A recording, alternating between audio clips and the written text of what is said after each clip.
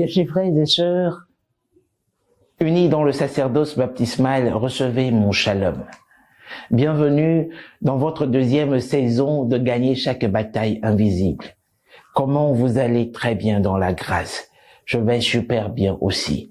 Cette deuxième saison de votre émission Gagner chaque bataille invisible se veut nous ouvrir les portes du monde de la prière gagnante pour avoir une nette connaissance des lois et des principes qui régissent le monde de la prière afin d'obtenir des résultats souhaités.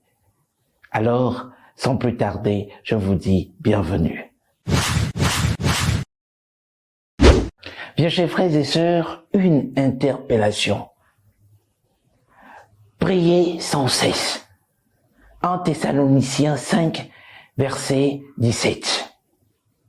À cette interpellation, il y a une seule question qui me vient à l'esprit. Est-ce que je sais prier? Beaucoup à cette question répondront hâtivement oui. Mais quant à moi, je suis toujours en quête de la connaissance. Car le domaine de la prière est assez vaste pour notre esprit, sans l'aide du Saint-Esprit. En Romains 8, verset 26, Saint Paul dit quelque chose à l'Église romaine. Il dit, de même aussi, l'Esprit nous aide dans notre faiblesse, car nous ne savons pas ce qu'il convient de demander dans nos prières. Mais l'Esprit lui-même intercède par des soupirs inexprimables. Romains 8, verset 26. Dans une autre partie, en s'adressant dans sa première lettre à l'église de Corinthe, Saint Paul écrit ceci. Mais, comme il est écrit, ce sont des choses que l'œil n'a point vues, que l'oreille n'a point entendues, et qui ne sont point montées au cœur de l'homme, des choses que Dieu a préparées pour ceux qui l'aiment.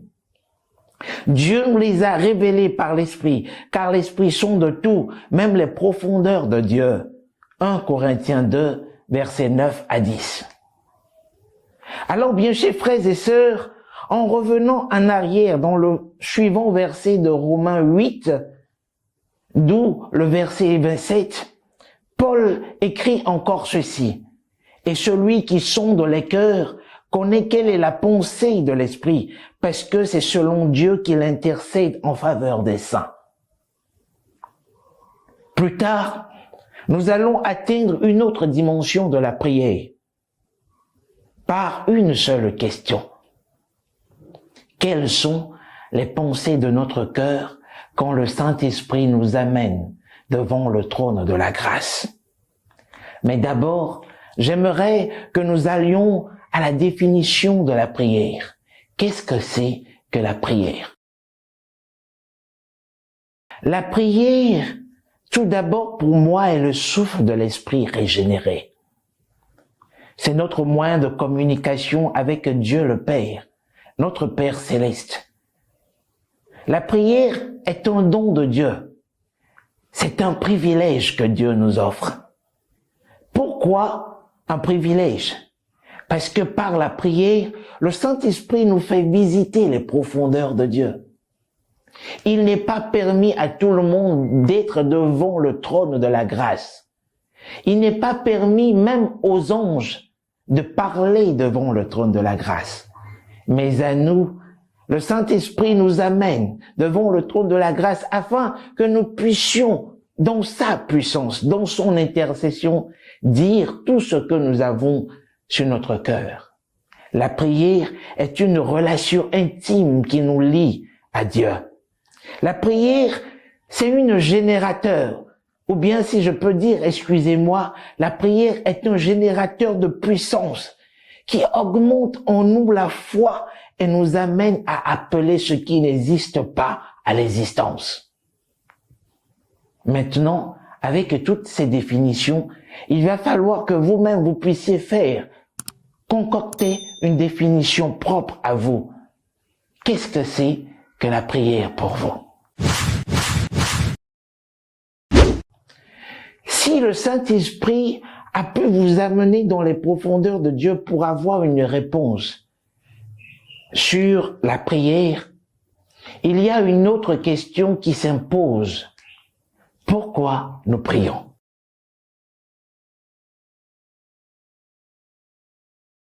Dans sa lettre, Jacques écrit déjà dans le premier chapitre au verset 5, « Si quelqu'un d'entre vous manque de sagesse, qu'il la demande à Dieu, qui donne à tous simplement et sans reproche, et elle lui sera donnée.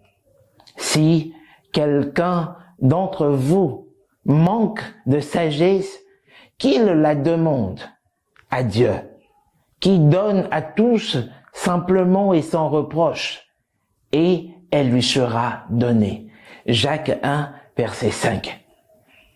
J'ai un peu tardé sur ce texte. Pourquoi?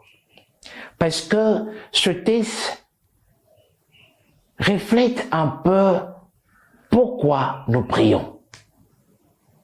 Qu'il la demande. Si vous manquez de sagesse, si quelqu'un manque de sagesse, qu'il la demande à Dieu. Dieu qui donne à tous simplement et sans reproche. Il le donne à tous simplement et sans reproche. Beaucoup de personnes ont vu leur définition de la prière être biaisée par de fausses doctrines. Ici, il y a une simplicité dans la demande. La prière joue un assez grand rôle dans la vie d'un chrétien. Vous devez savoir que chaque moment de prière est un investissement pour l'éternité. À travers votre prière, le Saint-Esprit vous aide à participer à la communion du genre divin.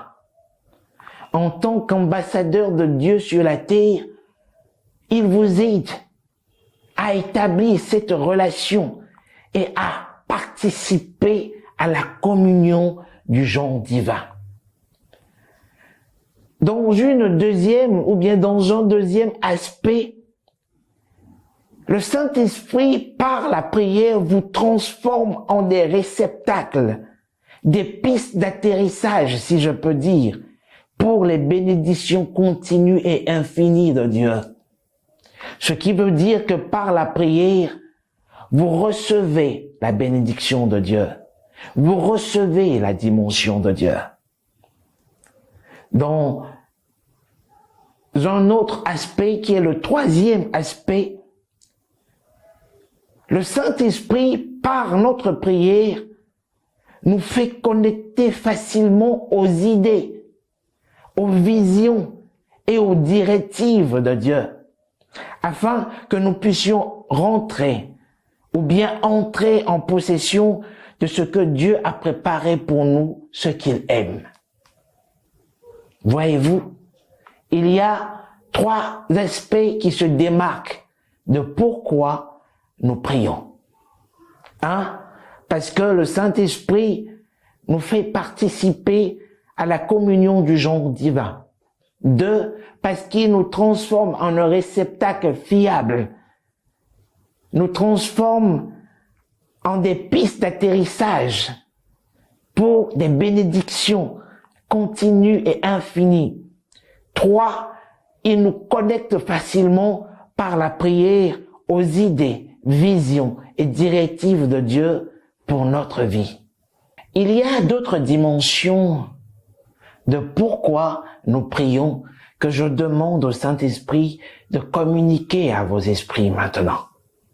Parce que il doit vous rassurer, il doit vous amener dans les profondeurs de Dieu, afin que vous puissiez savoir pourquoi il est primordial d'établir cette relation d'amour avec le Père et d'être transformé.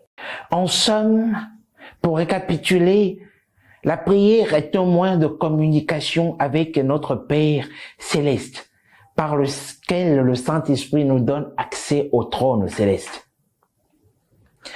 En accédant au trône, il nous donne la capacité d'ouvrir des portes fermées sur nos vies, de guérir toutes sortes de maladies et d'infections, de changer toutes les situations défavorables en favorables. Il nous aide à racheter le temps, à racheter toutes les destinées perdues. Par la prière, il nous ceint de force. Il nous ceint de la capacité du Christ. Pourquoi? Parce que Christ a dit une chose que je garde à l'esprit. Je m'en vais vers le Père et vous ferez plus que moi. Alors le Saint-Esprit nous transforme en des alter ego du Christ. Il nous ceint de force et de puissance pour un accomplissement total. Voulez-vous avoir des résultats continuels et constants d'une manière surprenante par votre prière? Je vous donne rendez-vous la semaine prochaine pour un autre numéro de Gagner chaque bataille invisible. D'ici là, portez-vous bien et que Dieu vous bénisse. Que la sagesse soit vôtre. Shalom.